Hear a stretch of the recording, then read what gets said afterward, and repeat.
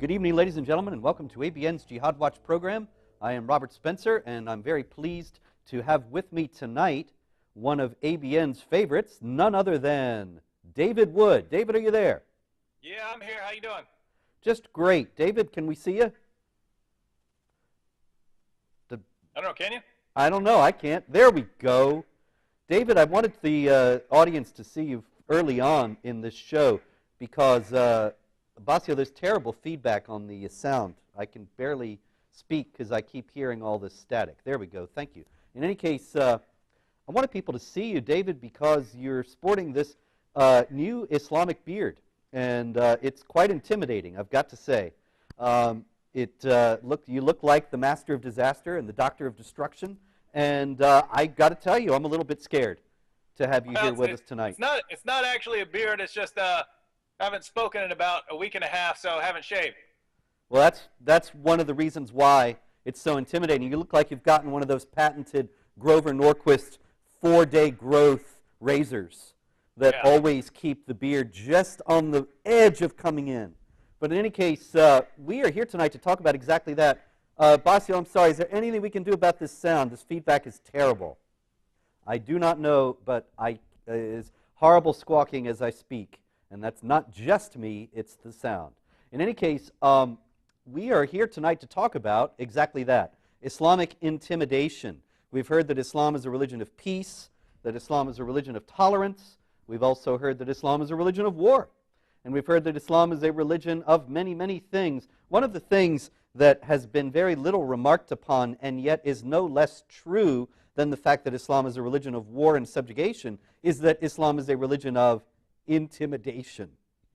Now, this is a tactic that is very often employed and used in a wide variety of contexts. And we are going to be discussing them on the show tonight. And we want to hear from you about Islamic intimidation. If you are a Muslim who wish to call up and intimidate us with your superior knowledge and your superior wisdom and your superior righteousness as a Muslim, give us a call, 248-416-1300. If you are a non-Muslim and you have a story about Islamic intimidation in all of its many forms, then give us a call, 248-416-1300. Islamic intimidation is a multifaceted, one could even say, if one were an Islamic supremacist, a many-splendored thing. And one of the things that it is was shown to us most vividly this week in a video that has gone, excuse me, that has gone viral around the internet. You can see it easily if you search. I showed it at my website, jihadwatch.org, with a warning. I was going to show it on the show tonight, but you never know who's watching. There could be small children watching. There could be people with weak stomachs watching. And so I didn't have the heart to show it. But it is, of course, the famous video of a man having his heart cut out. And the one who cuts out his heart while calling for the chant of Allahu Akbar is then proceeds to bite the heart while explaining that Allah will defeat the enemies of Bashar Assad, the dog. Now, whatever else this is, it seems to me that this video is an attempt to intimidate those who are fighting against the jihadis who are trying to institute Islamic law and overthrow the Assad regime in Syria, and trying to frighten them into stopping fighting. David, what do you think about that analysis? Oh, there's no question. And, you know, if this weren't so, horrible and disgusting, we'd have to admit that, Muslims have mastered the art of intimidation. And I'm not just talking about someone eating someone else's heart. Whatever the situation that Muhammad's followers find themselves in, they seem to latch on to the greatest form of intimidation. If they actually have political power in a country, if they actually rule the country, well, then then Christians and Jews have to feel themselves subdued, as Surah 9:29 commands. If Muslims are fighting against the government, well, they can do things like cannibalizing people in order to intimidate their enemies and make you think twice about ever fighting them. If Muslims want to send a message to a place like the United States, about interfering in Muslim affairs, well, then you've got the World Trade Center. You'll think twice about continuing to interfere in Muslim countries. And even here in the United States, from Muslims who are here, you have groups like CARE and ISNA who want to intimidate anyone who dares criticize the teachings of Muhammad or the teachings of the Quran. And they do that by labeling you a hate monger and a bigot, with the understanding that most people want to be liked. Most people want to be recognized as good people. And so when you constantly call people these vile terms, well, that sends a message to you. Don't criticize Islam, or this is how you'll be treated. So whatever the situation is, there's no shortage of intimidation.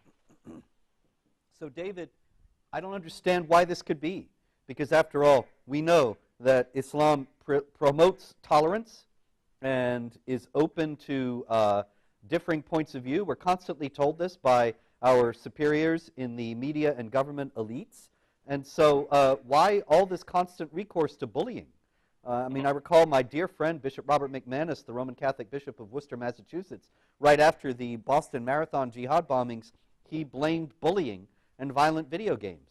And yet it seems to me that the bombings themselves are a quintessential example of bullying on a bloody and large scale, of intimidation on a horrific and murderous scale. And so why is it that on so many different levels and in so many different areas, as you briefly delineated just now, why is there so much recourse among Muslims to intimidation? Well, that's what Islam teaches. I mean, in Islam, the solution for pretty much anything that could possibly go wrong is violence. If you're a woman and you get out of line, well, the solution is violence. If you're a thief, you start chopping off body parts. If you leave Islam, you apostatize, someone has to chop off your head. If you're a threat to the Muslim community, well, some people have to die, and that's where terrorism comes in. But the solution for anything that goes wrong is violence. The only exception to that general principle is when Muslims form a minority. When Muslims form a minority in a country where they could not hope to win a physical confrontation, and then the message is peace and tolerance. But this, of course, according to Surah 328, is taqiyya. It's don't be friends with them, don't be friendly towards them, unless it's to guard yourselves against them. And so what you have is Islam. No matter where it happens to be, true Islam isn't really tolerance. So even here in the United States, where you have Muslim organizations like CARE and ISNA, who aren't going around killing people, not always anyway, it happens, but where they aren't going around and actually trying to subjugate people, they are still, nevertheless, trying to shut down all criticism of Islam. And so the goal is always the same, whether it's the Boston Marathon bombers, whether it's someone eating a man's heart, whether it's CARE or ISNA, the goal is always the same. Stop people from even thinking about criticizing Islam, questioning Islam, interfering in Muslim affairs. The only difference is, what methodology do you use to achieve that goal? And the methodology you use depends on the situation, but that's exactly what we see. We see them carrying out these different methodologies. That's why I said, I mean, it's really, really brilliant strategy, and it works because, I mean, there's only a few people willing to speak out against Islam. I mean, you have almost the entire American government, you have almost everyone in the media deathly afraid of saying anything critical of Islam. And so that the intimidation, say what you want, but it works. Oh, yeah. I mean, here we are, David, you and I, and a handful of others. We're the tiny minority of extremists who are still holding out. But David, there's something that you said there that I want to expand upon, that you said that the groups like the Hamas-linked Council on American Islamic Relations and other Islamic advocacy groups in the United States like it, they want to shut down any criticism of Islam. Just so that we're clear, do they do that by means of superior argumentation and carefully reasoned refutations of what we say? No, and they know they would get crushed, right? I mean, think about this. CARE and ISNA and many, many others really, really disagree with what you say on your blog and in your books. And when I disagree with someone, I want to refute their arguments. That's just natural to me. If I disagree with someone, I want to refute your arguments, and that's what you do as well. Someone offers an argument, you disagree with it, you attempt to refute the argument. And so it would just seem natural to us that if CARE or ISNA or any of these people really want to show that Robert Spencer is wrong in what he's saying about Islam, what he's saying about Muhammad, what he's saying about the Quran, it would make perfect sense to say, Robert, we'd like to get you on stage. You can give your arguments, and we're going to respond to those arguments, but we just never see that. It's always, if we can convince people, if we can convince the American public through the media and through politicians that Robert Spencer and Pamela Geller and others are racists and bigots and evil, hateful people, well, they keep people from ever thinking about your argument, because people don't want to listen to a hate monger and a bigot. And so that's what CARE and ISNA do. They shut down the dialogue and the discussion. And just for just in case people aren't familiar with how this works, Robert, if CARE were to issue a challenge, Robert, we challenge you, come down here on stage, give us your best arguments, and we're going to refute them. Would you have any hesitation whatsoever? None whatsoever. I'd be there on the earliest flight. Me too. And I mean, that's so odd coming from a Western tradition where our default mode is, let's get together and have this discussion. And you're dealing with an ideology that cannot interact on that level. And for two reasons. One, because that's not how their prophet interacted. And two, they would lose. They would lose so horribly, and they understand that. And so the goal is to keep people from ever hearing about the problems with Islam, to keep people from ever hearing about Surah 929 or any of the other violent verses of the Quran, keep people from hearing this, because once people hear it, once people know it, they might start thinking about it, and then Muslims would actually have to defend their texts, and you just can't do that. Absolutely. And so it seems to me, well, actually, before I get into that, I wanted to say that you were saying before that if you had a disagreement with me, then we would discuss it. And I wanted to remind viewers tonight that you can go onto YouTube and find where David and I did exactly that. We had a knockdown, drag-out, no-holds-barred cage match regarding Did Muhammad Exist?, which is, of course, the title of my last book, actually my book before last. And it was a very interesting debate, I believe, in which David argued that the evidence showed that Muhammad did exist, and I argued that the evidence showed that Muhammad did not exist. I invite you to take a look at that and judge for yourself as to who had the best case. But both of us came not with insults, not with ad hominem attacks, not with claims that the other was a hateful, racist, bigoted Islamophobe or something of that kind, but with reasoned arguments that the other did his best to engage and to refute on the level of rational discussion. This was in sharp contrast, and here's something else I'm referring you to an earlier debate that David and I had with Anjem Chowdhury and Omar Bakri. Anjem Chowdhury and Omar Bakri, of course, are Islamic Jihad leaders. Chowdhury is in England, and Omar Bakri, excuse me, used to be in England until he left the country and then was no longer allowed back. And he is now in Lebanon. And Chowdhury is Bakri's protege, and they were arguing that Muhammad did exist, while David and I argued that he did not. And you can see in that debate that both of these eminent Muslim scholars had absolutely nothing to bring in terms of rational argumentation. They said, of course Muhammad existed because the Quran said so. They never explained why the Quran should be taken as a reliable historical text. They just took that for granted. And they engaged in the usual ad hominem attacks as if we were questioning Muhammad's existence not out of an honest historical inquiry, which I believe ought to be conducted about any historical figure of that significance, but out of hatred of Islam and hatred of Muslims and so on. And it was an interesting contrast. David, when he took the side of arguing that did Muhammad exist, and David, I don't want to put words in your mouth, but am I correct in summarizing that you explained that you were going to show Muslims how rational argumentation was to be conducted, and taking the side that they ought to have been able to take and to argue for themselves?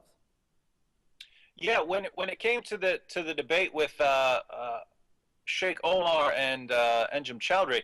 And let me, as a side note here, I just wanted to point out that notice Anjem and Omar are sort of a big step above groups like CAIR and ISNA, in that they were at least willing to try to defend their views and to try and criticize yours. So they were actually willing to engage in that sort of debate. They couldn't offer a very good presentation, and their argumentation was horrible. But notice it's the Salafis and people from the Muslim Brotherhood who, more than anyone else, compared to Westernized Muslims, are willing to step forward and debate. And the reason is they know that they can defend a lot of their claims with regard to Islam. If you're a Westernized Muslim, you'd lose against us trying to defend Muhammad. You'd also lose against people like Anjem and Omar if you tried to defend your view of what Muhammad taught. You'd get crushed on it because it would be them quoting the Quran and giving its historical background and so on, and you trying to wriggle out of it and read the Constitution of the United States back into the Quran.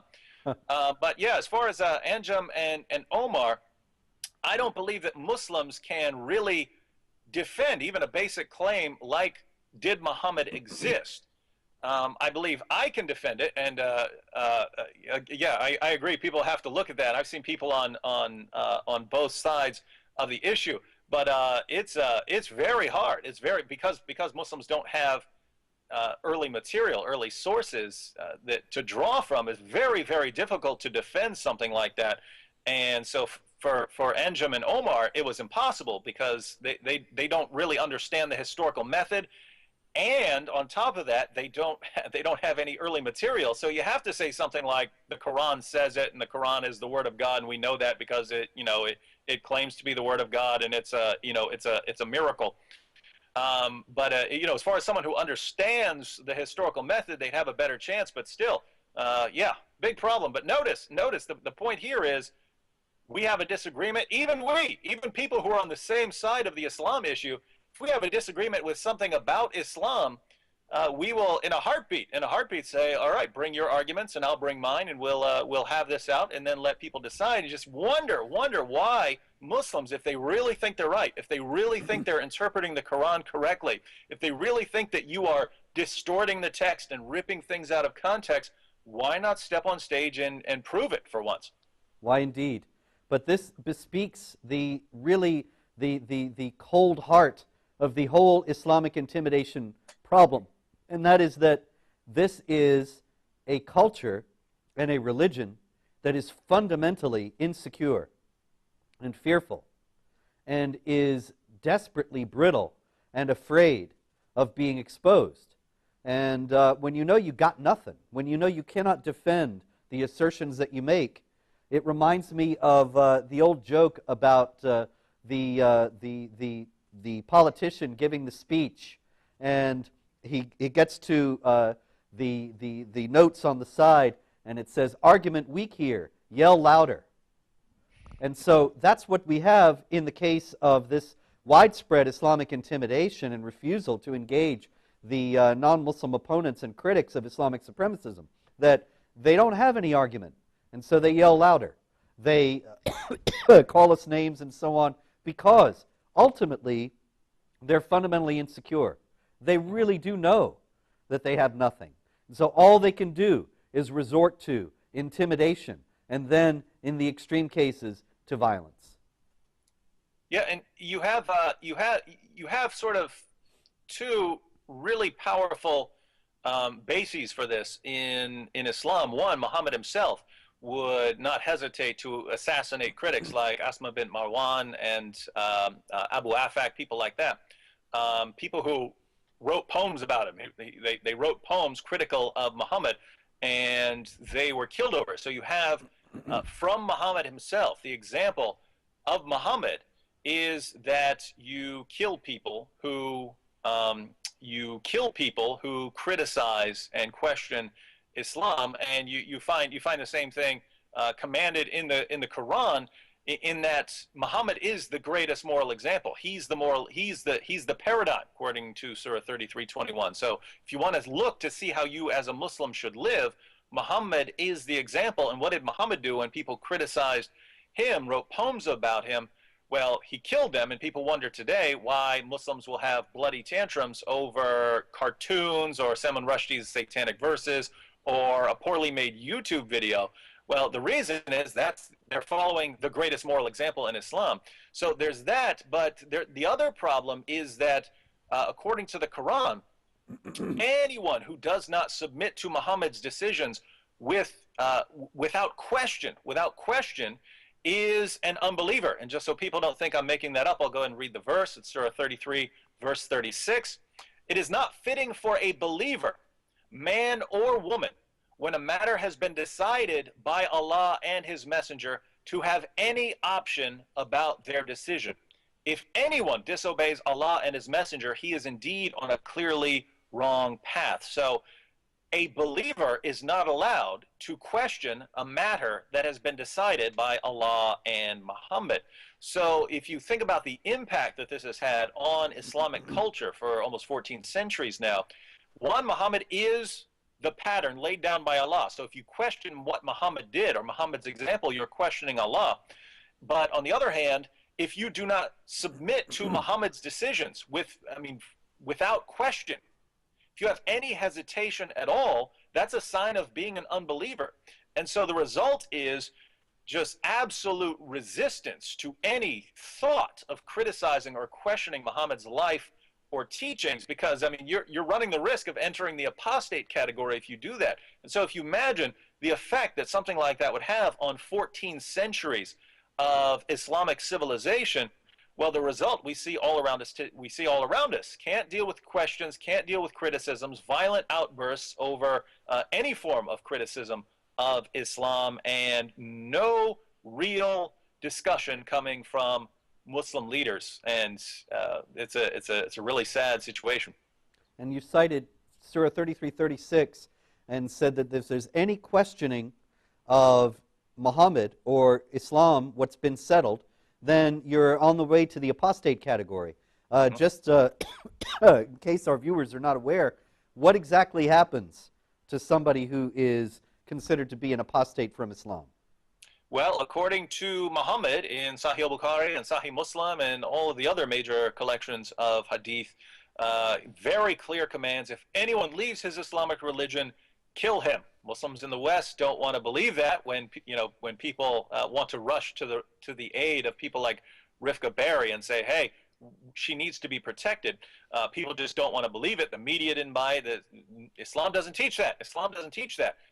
Well, no, if you don't even bother to look at the text. But if you do look at the text, there's a reason that all four schools of Sunni jurisprudence agree that the penalty for apostasy is death. And the reason is Muhammad clearly commanded it. He commanded it over and over again like a beating drum. And so, think about this. If you are absolutely terrified of saying something about Muhammad, right? You're terrified of saying, I wonder if he is really a prophet. Or I wonder if the Quran is the word of God. Or I have my doubts about whether the apostates should be killed. I'm having doubts about that. Well, suddenly you've entered the apostate category, and now you better repent really quick, because if you don't, someone's coming to take your head off. So what we have here, it sounds like, is an entire edifice based on fear. That Islam is desperately afraid, in general, of criticism because it knows it can't hold up. And so all the people who adhere to it are kept enthralled to it by the fear of being killed or otherwise abused if they step out of line. And so we have an entire empire of fear. Is that correct? Absolutely, and that empire wants to expand its domain of fear to include all non-Muslims as well. That's the point of Surah 929, and fighting us until we feel ourselves subdued, until we don't dare question Islam, because we understand will be killed for criticizing Muhammad or criticizing Islam. And, you know, that's the point of terrorism. That's the point of taking a bite out of someone's heart, or of blowing up the World Trade Center, or of labeling anyone who dares speak out against Muhammad and jihad, labeling them racists and bigots and hate mongers, as if to say, hey, you know, killing people over leaving Islam is bad. That has something to do with race. You'd only say something like that if you're a racist. Only a racist would ever say don't kill someone who leaves Islam. But those are the labels, and again, it's always the same goal. And so it seems like, you know, it reminds me of chapter 8, verse 60 of the Quran, which tells Muslims to employ the steeds of war to strike terror into the hearts of the enemies of Allah and their enemies. And so it's striking fear or terror into the hearts of those whom they perceive to be their opponents is a fundamental objective of Islam. And it's remarkably sharp contrast to the message that angels give in the New Testament when they come to visit people on earth, like when the angel Gabriel appeared to Mary and tells her not to be afraid. And the message of the Gospels seems to be entirely opposite to this. Instead of to strike fear into the hearts of people, but rather to take it away. And I wonder if that is one of the reasons why Islamic civilization has seen Christian civilization in general as an inveterate enemy from the beginning of Islam. Well, it has to be. I mean, the values of Christianity and the teachings of Christianity are opposed on many fundamental issues. You can have similarities in that we both believe that, you know, there's a God who created the world and so on, and that we both believe Jesus performed miracles. But when you get down to, I mean, some really core teachings, like according to the New Testament, God loves everyone. That's Matthew chapter 5. Christians are commanded to love everyone so that we can be like our Father in heaven. According to the Quran, Surah 3, verse 32, Allah does not love unbelievers. Allah has no love for unbelievers. And so if Allah has no love for these unbelievers, and even more so, according to Surah 98, verse 6, unbelievers, Christians and Jews who reject Islam are the worst of creatures, or the vilest of creatures. How worthless are we? Allah doesn't love us. He doesn't care about us. We're the worst of creatures. We're lower than dogs. And is it surprising that someone would reach down and rip out a heart and take a bite out of it? Or is it surprising that, I mean, how many cases of Pakistani rape gangs in the UK have we seen? You just had another one out on your blog today. But over and over again, we are seeing just absolute contempt for unbelievers. And it's all just a puzzle to the Western media. It's all a puzzle to politicians. We don't understand why these guys have such absolute contempt for non-Muslims. And you realize that's exactly what Islam teaches. And even though there are Muslims, many Muslims who don't think like that, they didn't get that from Islam. They didn't get that. They didn't get God loves everyone and peace and tolerance with everyone. They didn't get that from Islam. They may believe that, but it didn't come from the Quran. It didn't come from Muhammad. Precisely. Well, that's a good place to take a break. And so we are here with the ABN Jihad Watch program. I'm Robert Spencer, and our special guest tonight is none other than the great David Wood. And we will be right back after these important messages.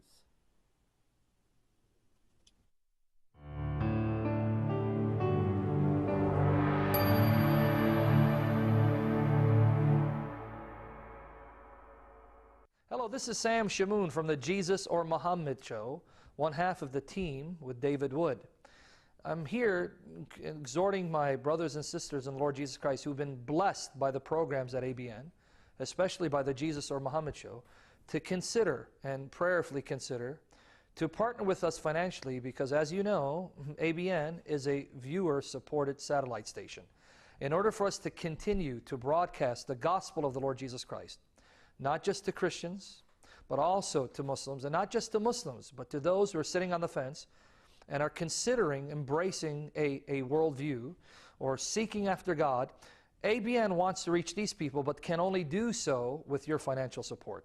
So I'm encouraging my brothers and sisters to come alongside ABN and make a financial contribution to continue Jesus and Muhammad and other shows with the purpose of preaching the gospel of Jesus Christ, seeing Christians get strengthened in their faith, Muslims coming to saving faith in Jesus, and others turning to Christ as their only hope and Savior. But again, we cannot do this if the support does not come in to continue to broadcast these shows. So would you please consider prayerfully asking God whether He'd have you support us on a regular basis so that we continue these programs and continue to bless the people of God, preach the truth of the gospel to the non-Christians, including Muslims, so that in everything we say and do, that Jesus Christ will be glorified and that His gospel will spread throughout the entire world. Would you please join us financially? Thank you so much.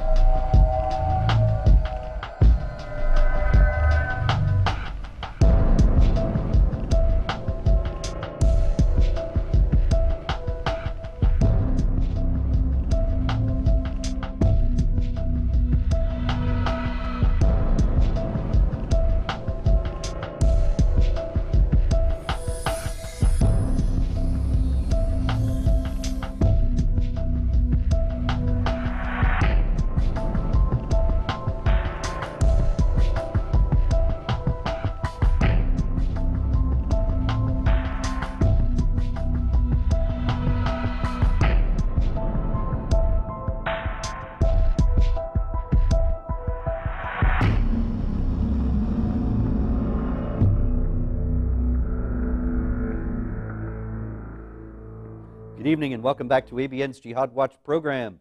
I am Robert Spencer and we are here with the illustrious David Wood, and we are discussing Islamic intimidation, discussing how Islam is essentially an empire of fear held together by threats of violence and by smears of those who dare to step out of line or to question what's going on.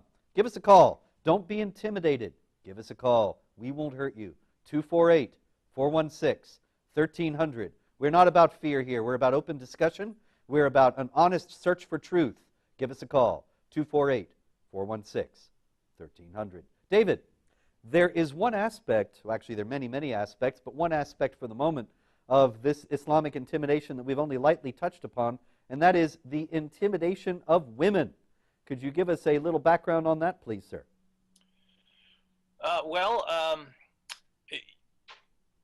According to Muhammad, he laid down various criteria of a good woman. You know, she's pleasing to her husband, she doesn't question his decisions and so on.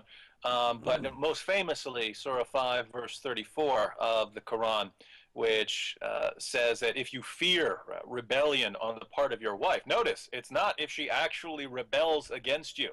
It's not if she actually rebels, actually does something. You simply are concerned. You're worried that she might. Well, then you can put her in her place. And so at first you would warn her. You would banish her to beds apart, so you separate from her. And you know, if you're still worried that she's not doing what she's supposed to do, then you beat her. And it's interesting, the historical backdrop of the revelation of this verse, a woman came to Muhammad with a handprint still on her face where her husband had hit her in the face. And Muhammad was going to rule in her favor. So there was going to be some kind of retaliation against the man. I don't know if someone would just, really just slap the taste out of his mouth or something like that, to show him what it feels like. But there was going to be some sort of retaliation. That's when Surah 4, verse 34 came down, giving men permission to beat their wives. And then Muhammad said something very interesting. He said, I wanted one thing, but Allah wanted something else. So Muhammad wanted to support women's rights, but Allah didn't want him to do that. And so it comes down from Allah that husbands can beat their wives. And some of the narrations about this are very disturbing. When Aisha herself, so this is Aisha, the mother of the faithful, brings a woman to Muhammad thinking that he's going to judge in her favor, but we already know Muhammad's position on this. Her husband had actually beaten her so severely that her skin had turned green. And Aisha, who, by the way, is my favorite character in all of the Muslim sources, I love Aisha because she's a habitual trash talker. She says, look, her skin is greener than her clothes, right? Her skin. So the woman had on a green dress, a murt. And Aisha says her skin is greener than her clothes. Aisha also said something very, very interesting. She said, I have not seen any woman suffering as much as the believing women. Now, Well, David, I got to play Muhammad's advocate here for a minute, because when I talk about Surah 4, verse 34, which you quoted to say that men should beat their disobedient wives, or that any disobedient woman actually should be beaten. The many Islamic apologists come back to me and they refer to a hadith in which Muhammad was using a miswak, an Islamic toothbrush, a twig, and cleaning his teeth, and some of his companions approached him and asked him what they should use to beat their wives with, and he held up the miswak. And so these Islamic apologists have used this to say that essentially the beating is a symbolic thing to show the woman that she's out of line, and you shouldn't use anything larger than a toothbrush.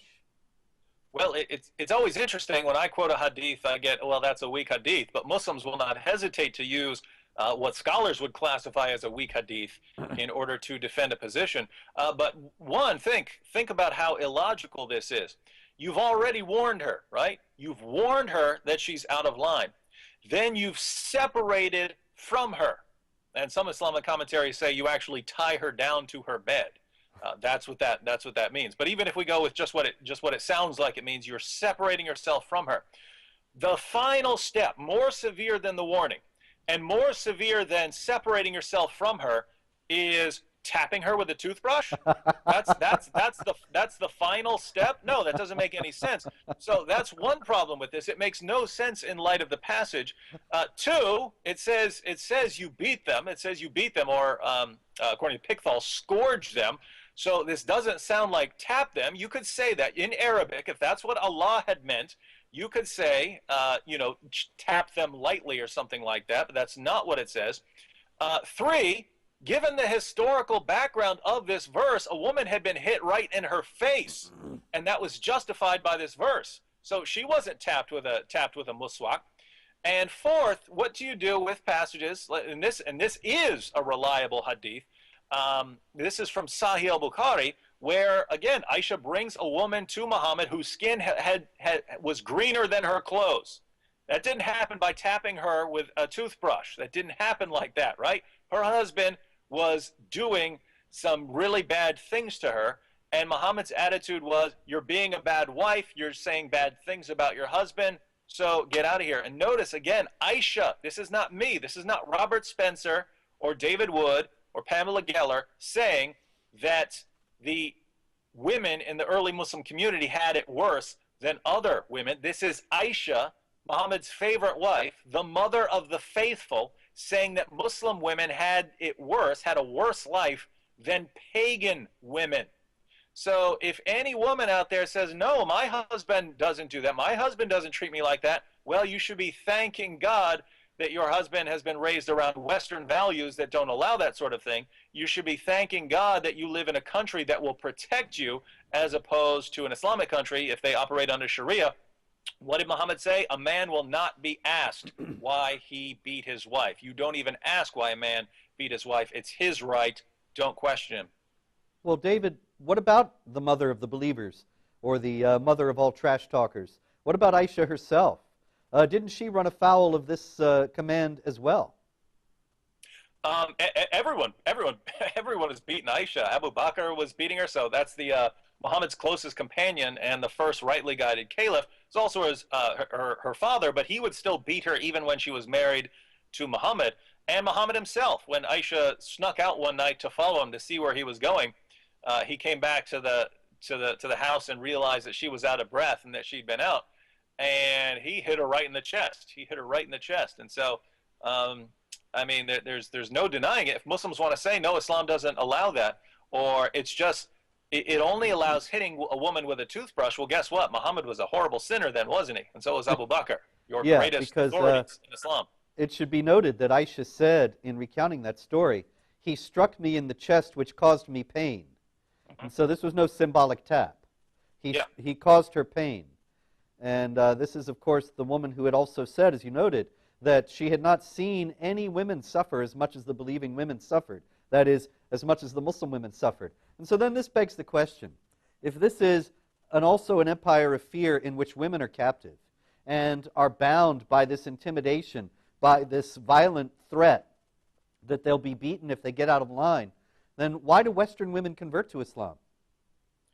Well, Western women convert to Islam for the same reason that anyone else in the West converts to Islam. Misinformation, right? So people hear every day of their lives, every time you turn on the television here in the United States, we hear criticisms of Christianity, why it's dumb to be a Christian. But we hear nothing but praises about how wonderful Islam is. And when a Muslim preacher comes into an area, he doesn't tell the truth about Islam. He doesn't come up to a woman and say, hey, let me tell you what Islam says about you. Let me tell you how you are the property of a man, that he can approach you any way he wants for sex, and you are not allowed to object. He can have more than one wife. He can have slave girls. He can beat you if you get out of line. And even in paradise, you want to know what you'll be doing in paradise if you make it there, since most of the inhabitants of hell are women. Even if you make it to paradise, you'll be sitting in a corner waiting for your husband to come and enjoy you. Of course, he has 72 specially designed sex machines, so he's probably not going to be focusing much attention on you, let's face it. They don't come with that. They don't explain that. They say, no, Muhammad was a champion of women's rights. Muhammad was practically the greatest feminist who's ever lived. They say things like this. And women think that this is true because, we tend to think that when people are telling us about their religion, they're telling us the truth. But it's the same pattern. Islamic preachers, they sort of look for what people like. And then they say Islam is that. So you like peace and tolerance? Oh, Muhammad was a champion of peace and tolerance. You like science? The Quran is a scientific masterpiece. Tons of scientific insights, well ahead of its time. You like women's rights? Muhammad was a champion of women's rights. Whatever you happen to like, that's what Islam becomes. And it doesn't even occur to some of these people, hey, we need to go and look this up and make sure before I convert to this religion, which threatens to kill me if I leave it, I might want to take a look at it a bit more seriously. That's a very excellent point. And unfortunately, because of Islam's doctrines of deception, which we can discuss another day and no doubt have in the past, this deception is considered to be entirely acceptable, even meritorious under some circumstances, and then these people get in and it's too late. We have a caller, and so you are on the line. Caller, hello. Are you there? Hello. Welcome to ABN. Hello. Good evening, Robert. Good evening. Yes, and David, good evening. Hi, and I would like to point out on your subject of the Islamic intimidation, in my opinion, what we're looking at is 857. 857? Al Anfal. Oh, you mean a Quran verse? Well, you actually stumped the panel. I got to look that up. 860, I know. Well, it's to kill those in the front line so horribly that you frighten those behind them. If you meet them in war, Make of them a fearsome example for those who Exactly. follow them, that they may be admonished. Oh, that's very good. Hey, what's your name? My name is Jim, and I'm the one who called last night and talked to you. How are you, Jim? Thanks I'm for calling doing fine. again. I'm doing fine. And I'm going to call Mr. M and ask him if he really believes that. I'm sorry, couldn't call who? Mr. Medved. Oh, well, good luck Say, with that. I'm do very you really surprised to believe hear that? he said that, but that was yesterday. In That any was case, yesterday, yes. And another verse on this intimidation would be Al-Tawbah, or 9, Surah 9, verse 120, yeah. which says to raise the ire of the infidel or the kafir is a brownie point in Allah's sight. It did No not good reward. behoove the people of Medina and the Bedouin Arabs around them that they should refrain from accompanying the messenger of Allah. Is this the one you had in mind? It certainly is. Okay. Prefer their and life stay before behind his. and prefer their own security to his. For whenever they suffer from thirst or weariness or hunger in the way of Allah, and whenever they tread a place which enrages the unbelievers, whenever anything of this comes whenever anything of this comes to pass, a good deed is recorded in their favor. So, excuse Exactly. me for excuse me, but I'll try to, without coughing, say that again. Whenever they tread a place which enrages the unbelievers, whenever anything of this comes to pass, a good deed is recorded in their favor. That's very illuminating in light of the insults and abuse that they constantly hurl at those Right. who are critics of Islamic supremacism and jihad. Obviously, they're trying to get us angry. And Right, and I going can't back- say that, I cannot say, unfortunately, that they have never succeeded in my case. But I do know that once I realized that that was indeed a tactic, then it was not, then they got no more victories out of me on that basis. Absolutely. But you can see them trying to do it in many of the debates that I have had with Muslims that you can see on YouTube. And so thank you, Jim. That's a very excellent observation. Right. David, I just want do to you say have that anything? 857 is definitely will make a man bite a man's heart in front on for YouTube. Oh, or whatever yeah. it was. Oh, yeah, absolutely. David, you have any comments, sir? Yeah, when you mentioned 857, I actually thought of 957, which is very interesting as well. I think it ties in when it's read with the prior verse. So 956 to 957, I think it adds an important point. It's talking about some people who are pretending to be Muslims but aren't really Muslims. And so the question is, why are they pretending to be Muslims? So this is 956 to 57. It says, and they swear by Allah that they are most surely of you, and they are not of you, but they are a people who are afraid of you. So people are pretending to be Muslims, saying we are of you, when they are not of you. And why are they doing that? They are a people who are afraid of you. They're pretending to be Muslims out of fear. Next verse, 57. If they could find refuge or a cave or a place to enter into, they would certainly have turned thereto, running away in all haste. Now think about this. This is saying, this is after Muhammad has conquered Mecca. And he's told there are people here who are pretending to be Muslims or pretending to be converts, not because they want to go on a killing spree and kill a bunch of Muslims. It's because they are afraid of Muslims. And if there was a place for them to run and hide from the Muslims, they would do that. But they don't have anywhere to get it. They're not able to get away from the Muslims. And so they have to pretend to be Muslims for their own safety. Now, this is never the picture of Islam that you'd get from Muslims living in the West, where it's all peace and tolerance. Here you have people pretending to be Muslims out of fear, terrified. And if they had another alternative, they would rather go live in a cave than to be living under Islamic rule. But there's no place to flee. And so let's just pretend to be Muslims. Really, really powerful stuff here in the Quran. Absolutely, David, and thank you. These are all very important verses because they do situate, as Jim pointed out, why somebody would cut out someone's heart and bite it so as to present such a fearsome example that the other enemies of Allah, or perceived enemies, would be afraid to continue. And the other verse, that was 857, and the other verse, 9:120, exhorting the faithful to do things to enrage the unbelievers. And then David adding that these things all are designed to terrify so many people that there are even people who pretend to be Muslims for fear of retribution if they were not.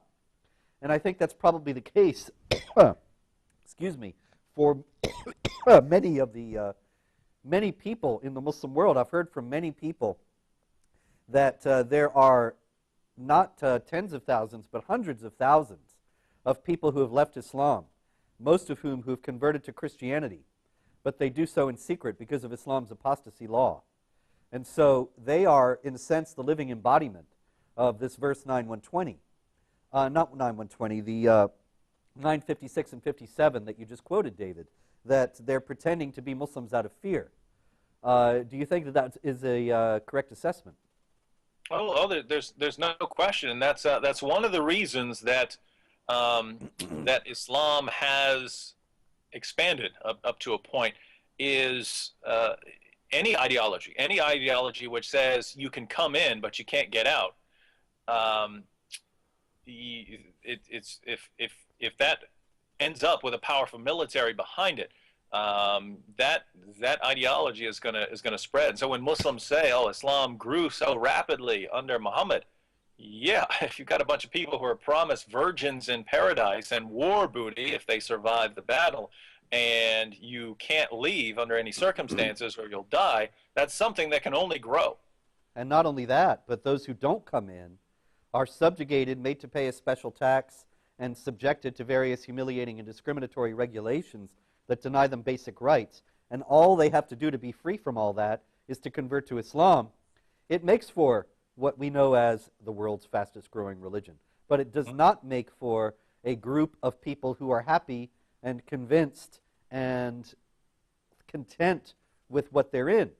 It makes for, as we have said already, an empire of fear. So give us a call, 248-416-1300.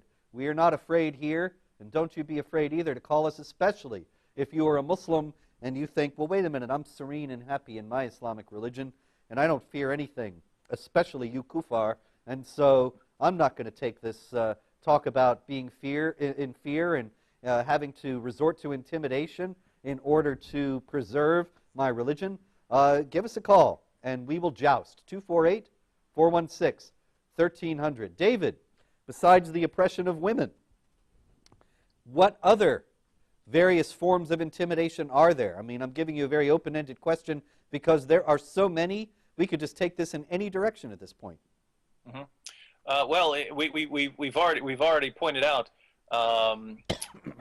the killing of critics. So there's massive intimidation if you dare to criticize Islam. So if you're living in Medina, after several people get killed, you're going to think twice about writing a poem about Muhammad, especially when he's on the rise. His numbers are growing. And you look at how he dealt with the 3 tribes of Jews there. Wow, I better not say anything critical of him. I better not stand against him. I better not do anything. I better be on my best behavior and be tiptoeing around there. And then you see the modern fruits of that. I mean, how many newspapers in the United States published the Danish cartoons, even when they were talking about that, even when they were talking about the Danish cartoons and people being killed over the Danish cartoons? How many people published them as part of the story and said, look, here's what everyone is getting upset about? Well, almost no one. And the reason is they're absolutely terrified. Look at South Park. South Park makes fun of everyone. And even though people's feelings may get hurt when they watch South Park and realize that people are making fun of them, they were sort of equal opportunity offenders. They would make fun of absolutely everyone. They'd attack atheism, they'd attack Christianity, they'd attack everything, except one. When they finally decided they were going to have Muhammad on their show, and what happened? Well, someone's going to die if you do this. So what do you want to do? And they back down. So it really works. It works with women. It works with unbelievers. It works with the media. It works with politicians. It works with entire governments, even in even in Muslim countries right now. If you think about how these recent events have gone about, I mean, if you're Assad right now, you have to be absolutely terrified. You have to be terrified when you see what's going on, and you see the rest of the world, the Western world, backing these rebels, these pro-jihad, pro-Sharia, heart-eating rebels, and these the Western governments are getting behind these guys. Let's send them money to topple the dictator, because we here in the West we have the mentality: if there's a problem in a country, take out the dictator, and then the people will rise up and they'll form a good government. It worked here in the United States. Why can't it work in the Middle East? Well, there's a reason. There's a reason it's not going to work in the Middle East, because those people are going to fall back on Muhammad's teachings. And I mean, if you think about how all of this ties together, people in the West have been so intimidated and indoctrinated into thinking that Muslims are always the victims, that Muhammad's teachings are good and pure. On the one hand, we want to side with the Muslim rebels because we don't like the evil secular dictator. We want to side with the rebels because Muslims are these good people with good teachings, and we really believe that if they do take over, that they'll form a good government. Why? Because Muhammad's teachings are peaceful and tolerant, as we've all been indoctrinated to believe. And so all of this intimidation ties together in that even as a man is sitting there eating a soldier's heart to send a message to Assad, we're also sending a message to Assad. Your days are numbered. An Islamist government is going to take over right now. It's going to be Sharia. And all of you there, you Christians, you're about to get the short end of the stick. And the Alawites and all the other non-Muslims, it's worth noting, including probably Shias. There are plenty of Shias there, but I mean, if Al Qaeda is pouring in, and Muslim Brotherhood it wants a piece of that, it's gonna. Sunnis and Shias, when there are large numbers of each, do not live in peace. The only time Sunnis and Shias, with a large group of each, will live in peace is under a dictator that both sides are absolutely terrified of. And so there we have it again. We're all confused. We're confused here in the West. Hey, let's go kill Saddam Hussein. Everything will be fine. Saddam Hussein dies. Everything's going to be fine. And then Sunnis and Shias start blowing up each other's mosques. What happened here? Well, the reason they weren't blowing up each other's mosques because they were so terrified of Saddam, who, if you get out of line, he'll roll into your entire town and kill everybody. That's what everyone's that terrified. In fact, this relates to the topic of same thing in Syria. I know in Michigan, I have a friend who's older. I think he's about maybe 60, but he moved here a couple decades ago from Syria, and he goes back to visit. And he said, this is before the Arab Spring. So he told me this probably 5 years ago. He said that he feels safer as a Christian in Syria than he does walking down the streets in Dearborn. Right? Wow. Now think about this, Dearborn, Michigan, right? I walk down the streets in Dearborn, Michigan. You can have occasional problems, but he's saying it's better in Syria. I said, why? I mean, you obviously you can have Muslims get out of line. I mean, it only takes one to come and cause some problems. He said the Muslims there realize if they mess with a Christian, if they go and kill a Christian, there's going to be soldiers coming into their house in the middle of the night, are going to take them out to the public square and shoot them. And so it's you don't get out of line because there's going to be massive retaliation, but it's equal retaliation, right? It's not we're going to favor one religious group that gets to go around and impress and persecute all other groups, and that group is protected. It's any of you get out of line. I don't care if you're a Christian or a Muslim. I'm coming after you, so stay in line. And then we get rid of that. And by the way, I'm not defending Assad or Saddam Hussein or Gaddafi. I don't like any of these guys. What I'm pointing out is sometimes there are worse things in the world than dictators. And if you're a Christian and you're able to live and flourish under a dictator better than you would under the Muslim Brotherhood, then wow, man, it's sad. It's sad that people are really this clueless about what's going on. If you don't learn your lesson about Libya, you don't learn your lesson about what happened in Egypt, well, guess what? Maybe it'll work this time in Syria. And then after it totally backfires and you get a Muslim Brotherhood government in Syria, well, guess what? All these countries are going to recognize this is how you do it. This is how you get rid of the government that's stopping us from oppressing people. And we can get rid of them just by rising up, killing a bunch of people, eating hearts, and the Western media will back us no matter what we do. Incredible, but they're intimidated as well. It's time for a break, and so we will be right back after this. This is ABN's Jihad Watch program. I'm Robert Spencer. We're here with David Wood. Give us a call, 248-416-1300. We'll be right back after this. This is Pastor Joseph from ABN. Hey, I pray that the Lord is blessing you already in 2013, and we pray God's blessings on the ministry of ABN as it continues to faithfully preach the gospel of Jesus Christ to the utter ends of the earth.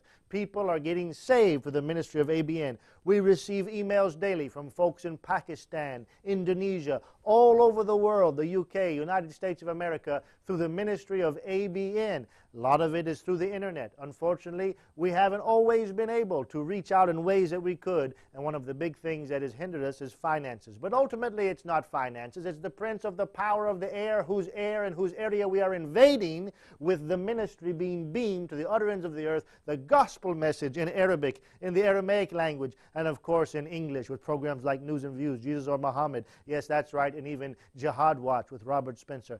Don't you believe that these premier apologetic programs in the English language to the Muslim world that are saving many, many souls throughout the world, continually saving souls? While I'm asleep at night, people are watching videos of me and Sam Shimon and David Wood and others, and they're coming to Christ through the ministry of ABN. I encourage you to pray. Please pray for this ministry. This ministry needs your help. Yes, we need you to pray for us. We need you to continue to encourage us. And as God prospers you, would you please prosper ABN? Would you please give, even as it's been given unto you? It's more blessed to give than to receive. Wouldn't you please today pray about God showing you, laying on your heart a burden for the ministry of ABN, a crucial ministry, a strategic ministry. And today, with the political climate the way it is, and things taking place throughout the Middle East, and Barack Hussein Obama in Washington, now more than ever, ABN is needed on the front lines. We cannot do it without you. Please pray. Please pray. And as God leads you, give generously to the ministry of the Aramaic Broadcasting Network, abnsat.com. God bless.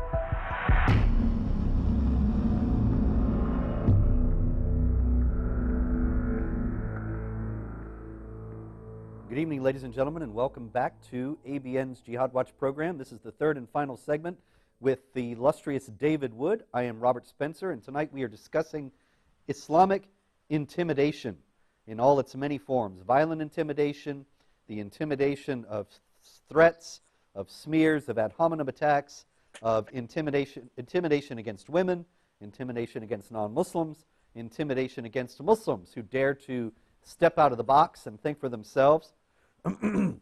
It is a veritable, as we have said, an empire of fear. But you should not be afraid. Don't be afraid to call us, to talk to us, 248-416-1300. We are here. Operators are standing by, and we are ready, especially if you are a Muslim and you are not intimidated, then give us a call. But in the meantime, David, there have been several new acts of Islamic intimidation around the world today. I note that in Bangladesh, a Muslim group has called for killing all of the infidels.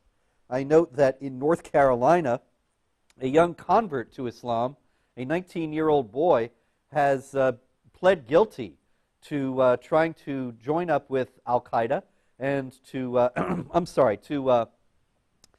possessing a gun in order to commit a jihad terror attack of his own.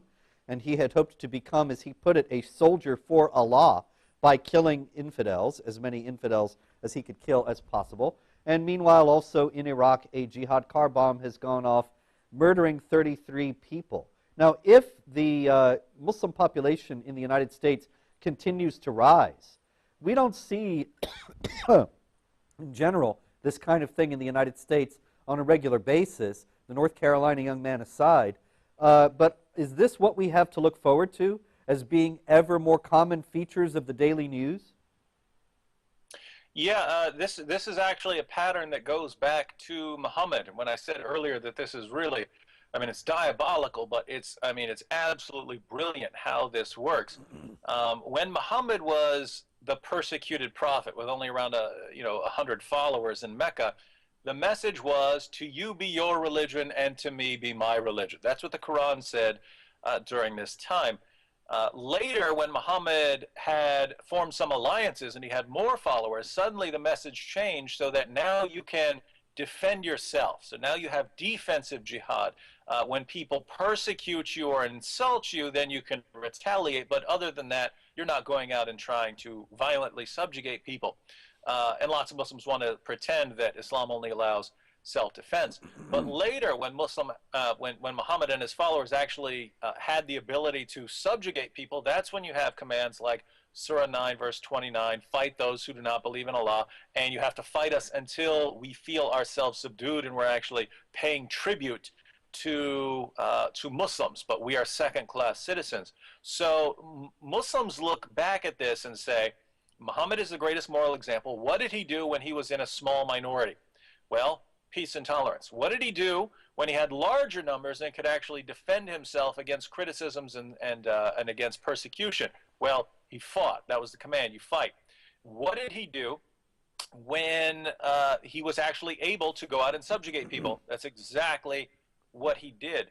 And so we look around the world and you see this pattern lived out completely in the world around us. You look at countries like Saudi Arabia, where Muslims are in authority, where Muslims have the majority, or in Bangladesh, as you just pointed out, hey, let's kill these people. You're definitely not going to step out of line. You look at other places, certain areas of Europe, but also many African countries where Muslims aren't the majority, but they have enough to really send a message to people if they disagree with them. Well, here you have your churches getting burned down and blown up and things like that. You have all kinds of riots, but it's clear now we're defending ourselves if you get out of line. And finally, at places like the United States, go up to a Muslim. What's Islam all about? It's all about peace and tolerance. You have this pattern laid down in the life of Muhammad. You have it in the Quran. You have it in the Hadith. You have it in the commentaries. You see it all around you. You've seen it all through history. And even Muslim scholars will write about these different stages of jihad, and yet you take all the media and all the politicians over here and roll them up into a ball, and they just can't get this. We can't get our minds around how this works when it's so utterly obvious. But why can't people get it? You've been intimidated into not getting it. You've been intimidated into not thinking critically about this and not trying to understand it, because the moment you understand it, you're a racist and a bigot for understanding something. Absolutely. But wait a minute. I got to play Muhammad's advocate again. You're actually saying that Muhammad is the example for all this, and that the modern-day practitioners of Islamic intimidation, in all its forms including violence, are actually carrying out, or following, I should say, Muhammad's example. So what about the idea, which is very common in Washington these days, that actually the problem is not with Islam or Muhammad at all, but with Islamists who are acting upon a politicized twisting of the original peaceful teachings and non-political teachings of Muhammad? Well, the term Islamist, that's just it's a term to make ourselves feel more comfortable. But the bottom line is people do recognize that there are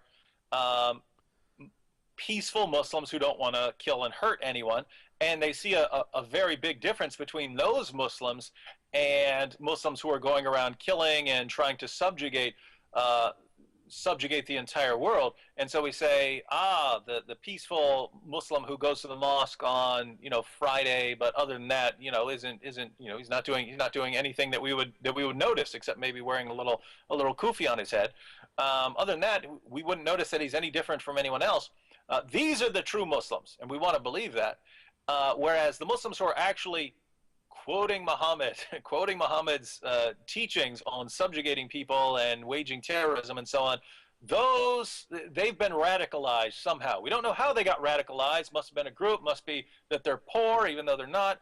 But something must have radicalized them. But they're very different. The problem is the people who are trying to subjugate the world, those are the ones who are following Islam, and so it's just it's terms that are invented in order to keep us confused, even if the people who are inventing them are sincere in what they think Islam is. I would, if I got to choose, I would use different terms, because even though according to Muhammad, people who actually want to believe in peace and tolerance, Muslims, those are hypocrites. Those are in the hypocrite category. They're in trouble. Muhammad said, if you stand before Allah and you don't have marks on your body, you have died on one of the branches of hypocrisy. You're a hypocrite if you do not have visible wounds on your body from fighting the unbelievers. So, I mean, all these Muslims in the West who just want to live normal lives and pay their taxes to a U.S. government that's sending armies into Muslim lands, these are hypocrites according to Islam. But we don't want to say that. We want to say, hey, you go to the mosque, you say you believe in the Quran, we're going to call you Muslims. And so what do we call the other groups? Well, they're different from you. They're more radical, so we'll call them Islamists.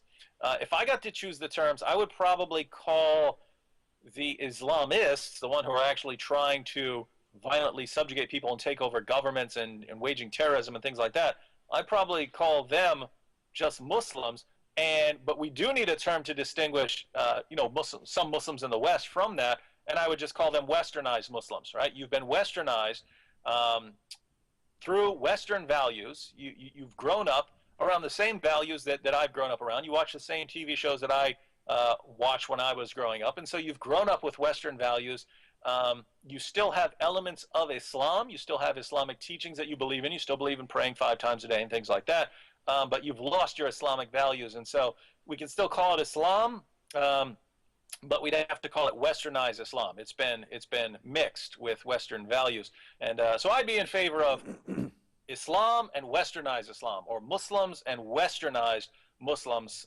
Be more comfortable with that. I think it's more accurate.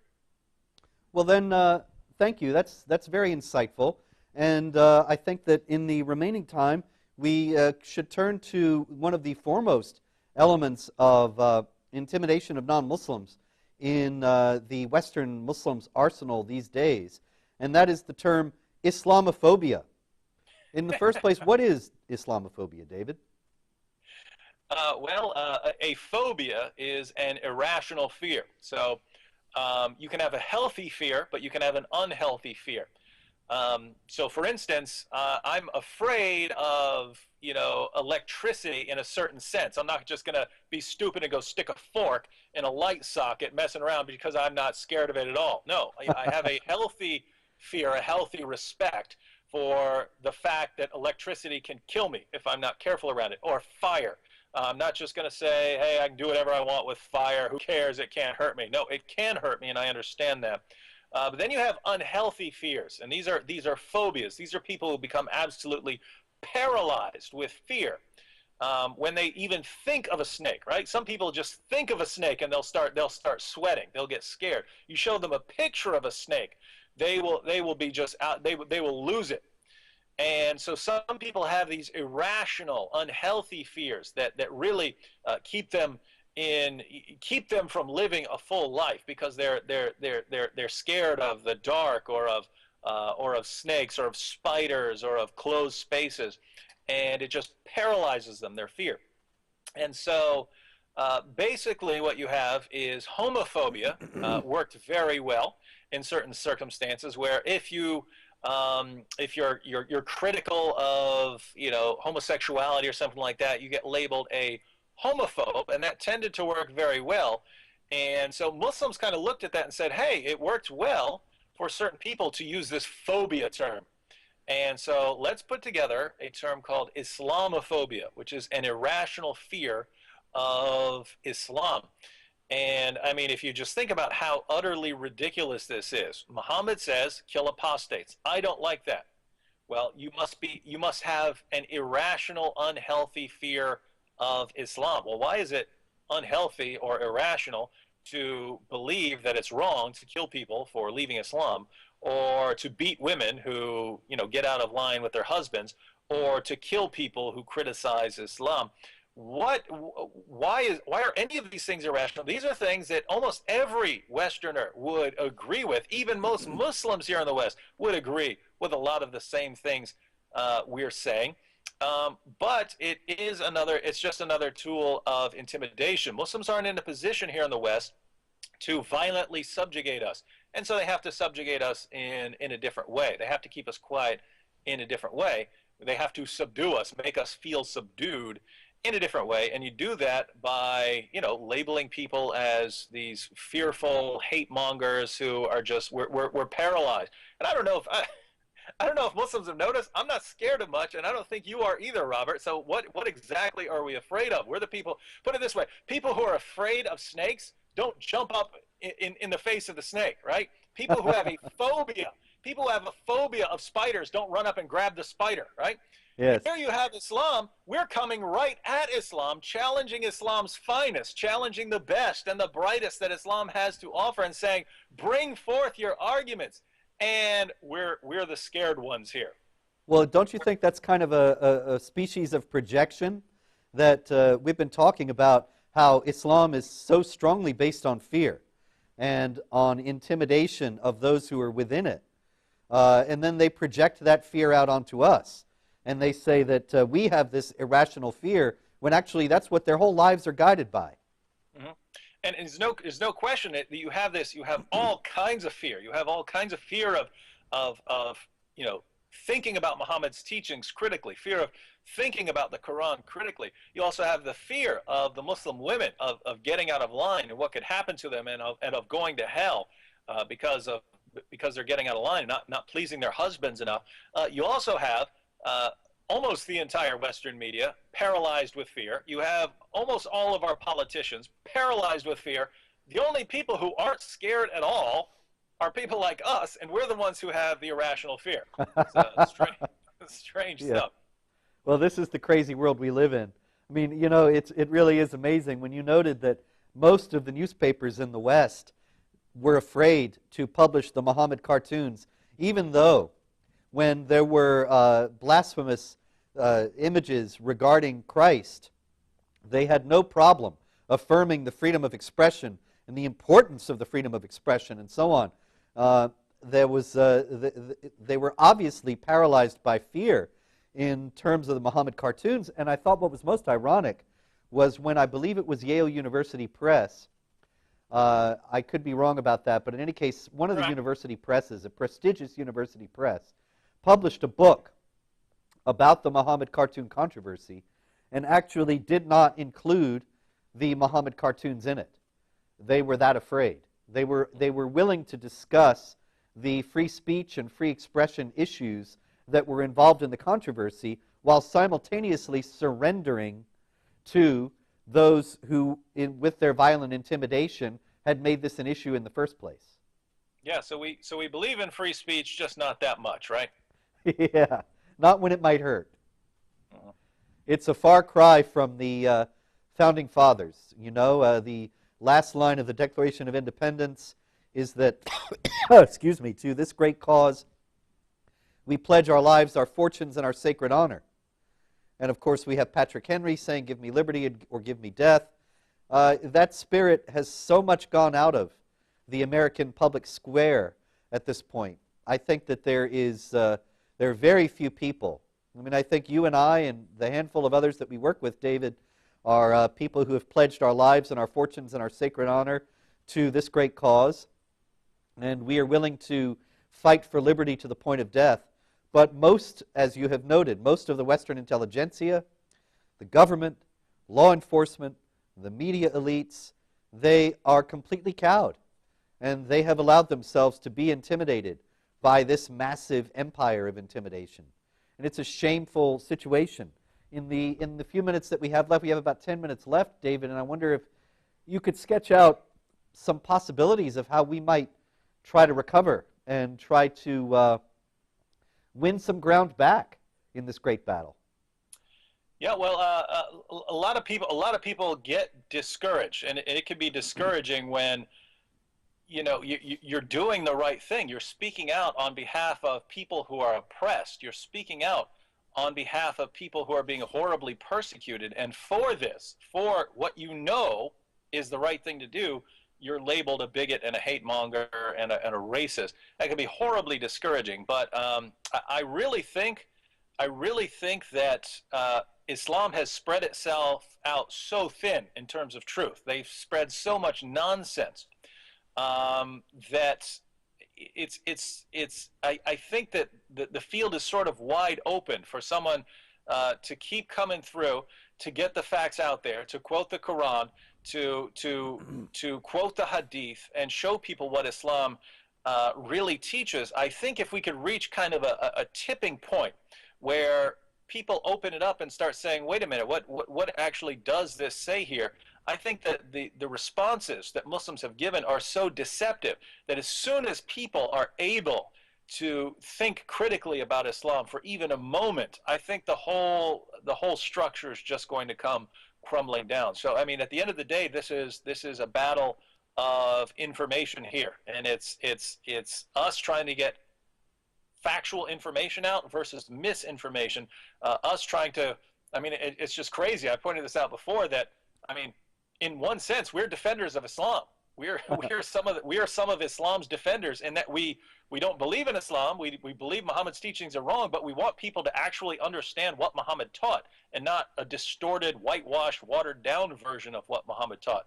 So in one sense, we are defending Muhammad's teachings from corruption, from being distorted. And I think that even many Muslims in the West, even many Muslims, when they come to understand what Muhammad actually taught, I think that even many Muslims are gonna leave because they would recognize this as wrong. And so it all comes down to actually defending Islam in a really strange way, defending what it actually teaches. If we can defend Islam against reinterpretation in the public square, then when people understand what Islam teaches, I think the media will eventually break. I think the politicians will eventually stop labeling people Islamophobes and so on.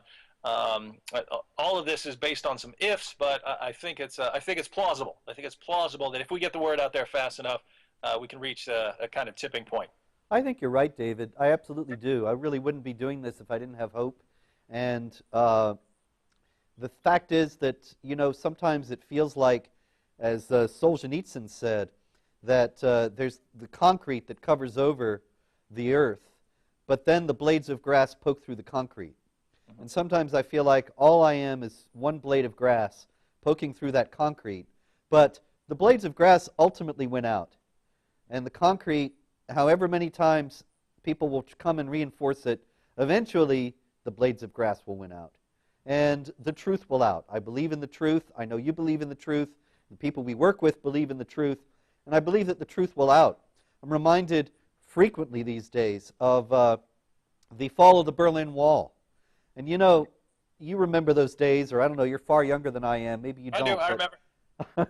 In 1989, the Berlin Wall fell, and it was really a surprise to the world. And as late as 1986, 87, 88, people were talking about having to get used to living with the Soviet bloc for generations, and that this was going to be something that our children and our children's children were going to be dealing with, the specter of Soviet communism. Now, obviously, we're not out of the woods entirely vis-a-vis communism, and there's the nuts in North Korea and so on, but nobody expected that the whole Soviet empire was going to crumble in a year when they were saying that. And yet all the learned analysts, all the Washington experts, they were all saying in the mid-'80s, you know, Ronald Reagan, when he said tear down this wall, was expressing a completely unrealistic hope and one that was damaging to future Soviet relations. And instead, he set in motion by his policies and by his call something that did ultimately end up with the tearing down of that wall. And so I believe that it's the same kind of thing here, that we're telling the truth is obvious, the truth is manifest, it's clear to anyone who cares to look. And so there's no way that they can continue pouring this concrete over us forever. The blades of grass are going to keep on poking through. No question. And I just want to say, since we're out of time, I've been called many things, but I've never been called illustrious. So, but I like it. I might stick with that one. Get cards printed. Yeah. In any case, yeah, this has been the ABN Jihad Watch program. Excuse me. I apologize for the cough. David, it's been great to have you on, as always, and honored that you are here with us tonight. And this is the Jihad Watch program. As I say, I'm Robert Spencer. We have been here tonight with the illustrious David Wood, the master of apologetics. Check out his work at answeringmuslims.com and his extraordinary videos on a wide variety of topics that really do answer pretty much every point that is put forward by Islamic apologists, as well as clearing up many, many other important disputed questions. Answeringmuslims.com. So once again, I'm Robert Spencer, and for David Wood and ABN, thank you, good night, and God bless.